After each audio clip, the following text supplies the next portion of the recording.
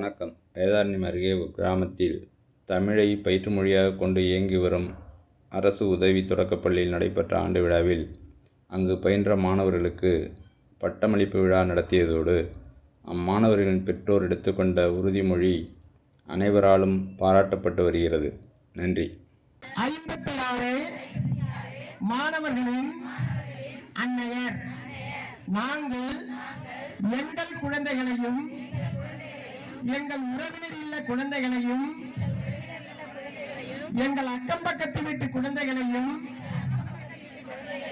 இப்பள்ளியில் தினசரி நடைபெறக்கூடிய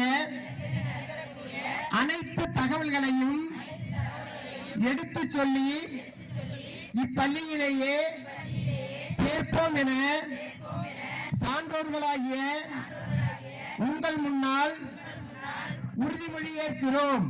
நன்றி, வணக்கம்.